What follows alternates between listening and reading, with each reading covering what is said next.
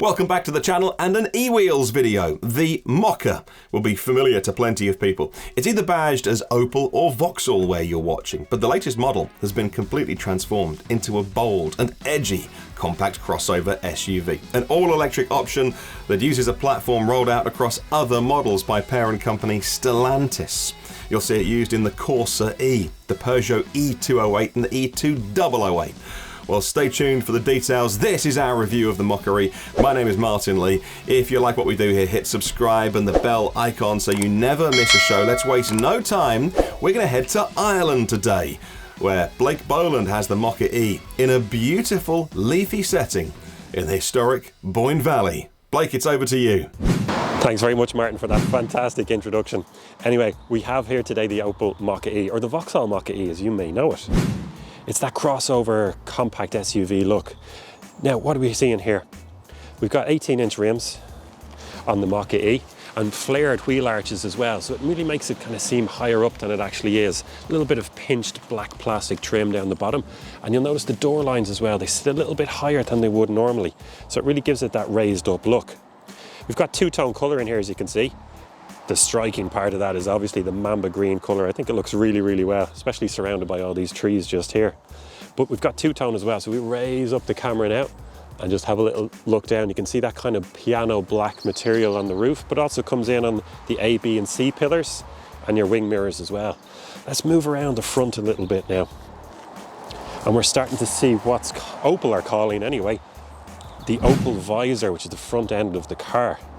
So we'll go down a bit lower as well. A little bit of black plastic trim down on the bottom, but it's pinched on either side by the green body colour that we see coming in there at the air intake, just goes over the wheels.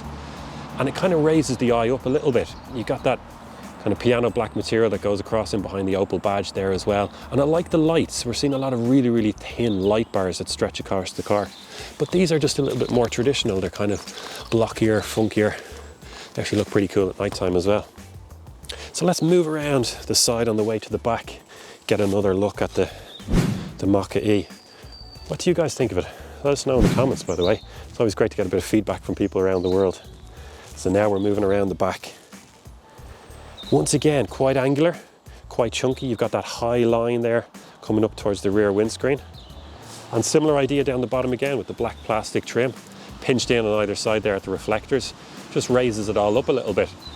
And then you've got this nice new lettering just here, Mokka spelt out, and over on the right hand side, the E to signify that this is indeed electric. A little bit of a spoiler there as well. If we come around this angle, you can kind of see it there. If I fit my hand just underneath that, I'll show you.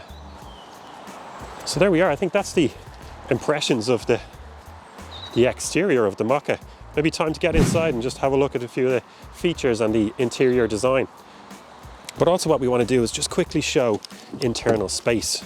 So you saw there that the car knows I was walking up to it, recognized the key was in my pocket, and automatically opened it up. Now I am 6'2", or 1.88 meters if that helps you, and I have that seat set to my position. But if we open up the back door here now, just to give an idea of interior space, we'll zoom in there, get out of the light, the sunshine.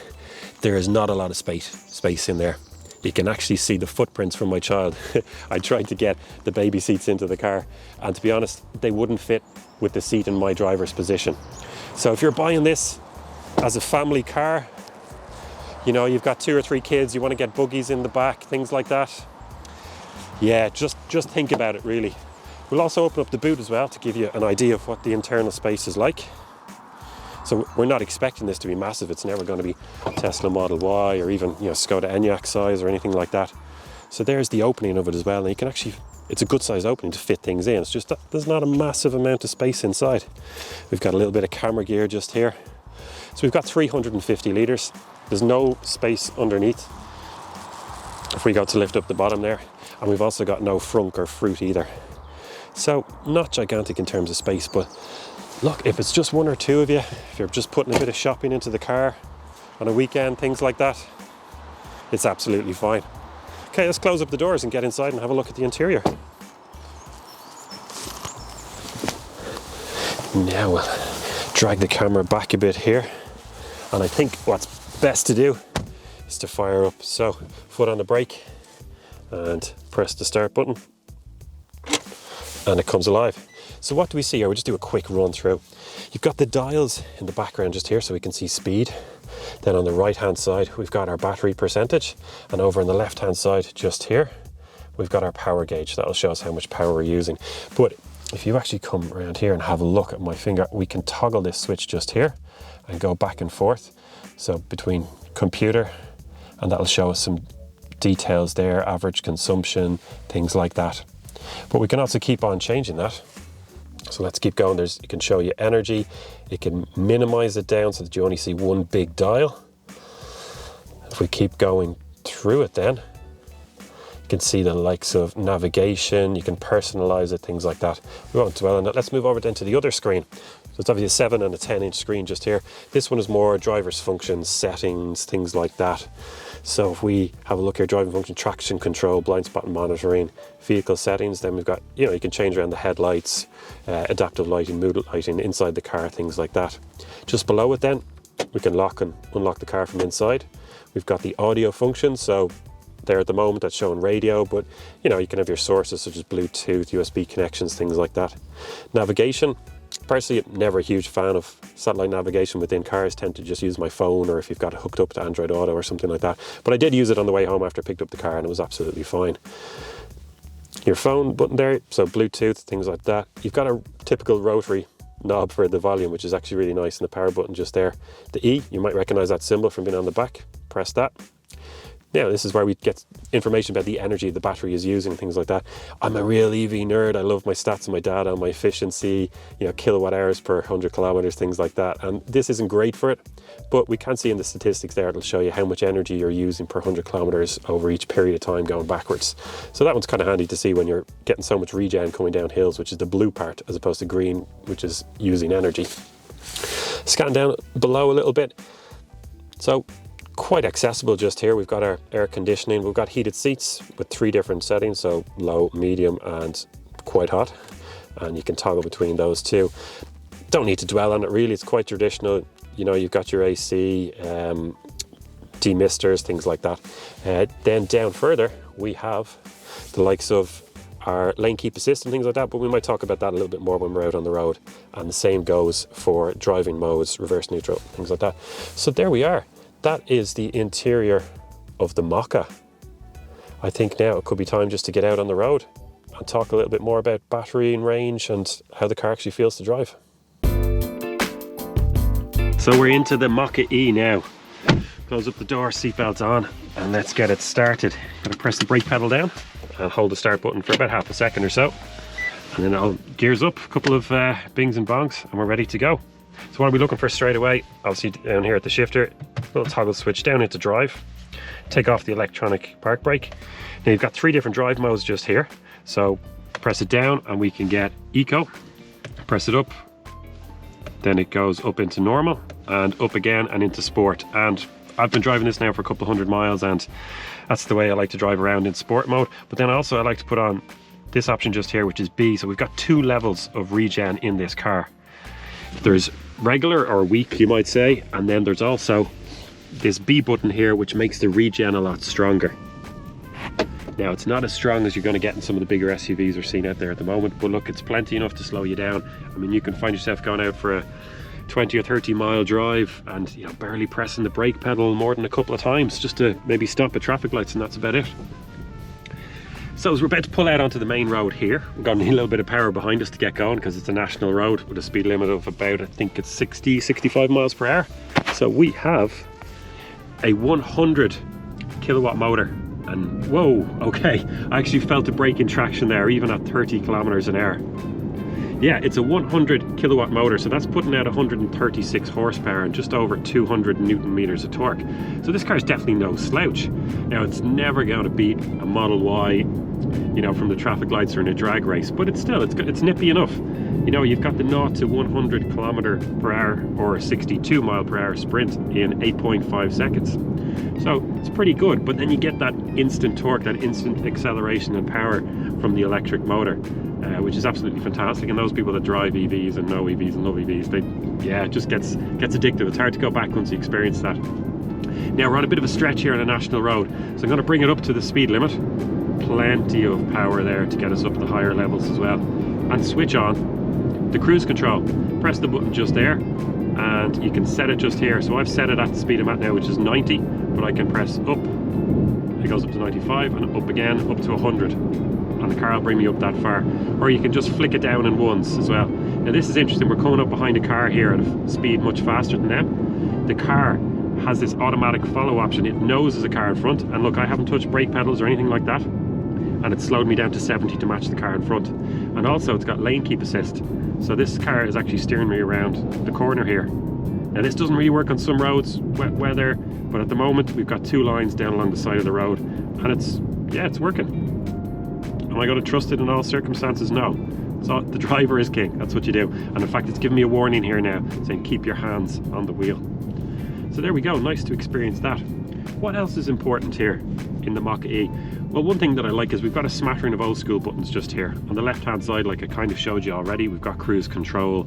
We can set that to whatever speed we want. We've also got the option to change around how far you want to track the car in front when you've got the cruise control on. Then on the right hand side just here, we've got really what's the infotainment system, let's say. So we control our volume, change the radio stations. We've got a button to call here, voice recognition, things like that. As you're driving around as well, you've got the 2 displays, which we looked at earlier on.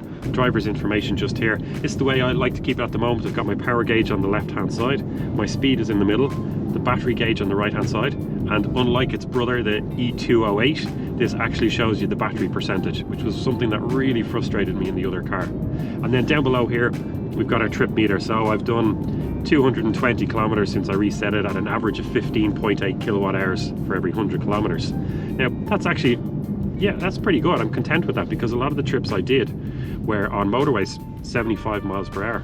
So it's kind of done all right. Over on the left hand side here, once again, we've got easy access to the control for the sound, the radio. Then down below here, a couple of the options that I just spoke about, so the lane keep assist and things like that, we can actually choose to turn some of those off. So if you want, you can have cruise control set, but then you don't have the automatic follow, or you don't have the lane keep assist.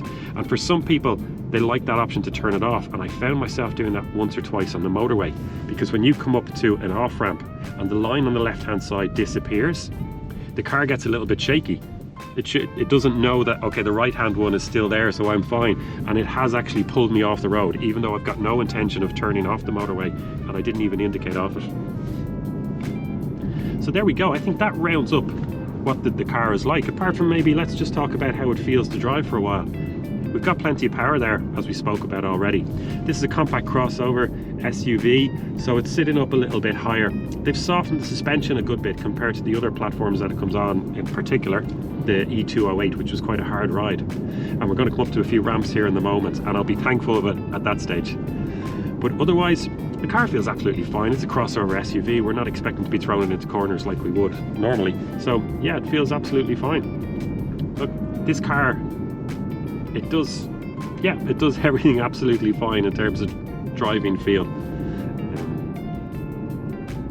So I think we'll just keep on moving. We're on our way into a charger in town, a DC charger, and I think that will be a good point to round up the video then, and also give you a little bit of information about how fast this car charges. Oh, that was interesting just there before we cut off. As I was coming up to the car, I didn't have cruise control on or anything like that, but the car warned me, and I could feel it start to brake all of a sudden as I was coming up too close to the car in front.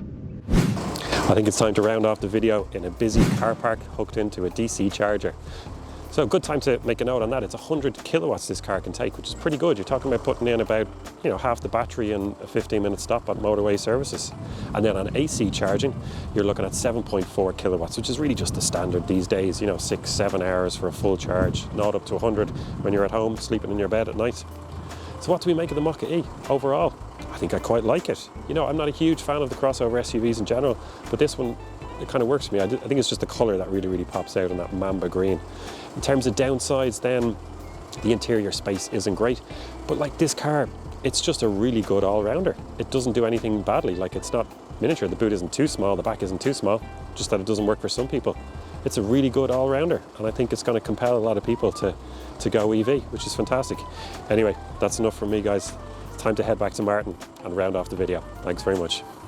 Thanks so much, Blake. A great video today, and so good to get someone out on the road and a real feel for what the car is like. And we love being a global channel here, and we love the fact that we could go to Ireland today and check in with Blake. So, what do you think of the Mokka-e? What do you think of the colour they'd like to supply those press cars in? I would probably have the bigger battery Kona, because that efficiency is crazy on that car. But do you want a cheaper car? Maybe a Mokka-e is more your taste, and maybe you've just always had Vauxhalls or Opels. Maybe you can get a good deal where you're watching on a price discount. Do you agree with what Blake said today? Would you like to see more options like this? Thank you so much for watching. If you like this video, hit the thumbs up. It tells us to make more of these eWheels videos, and we'll see you on the next one.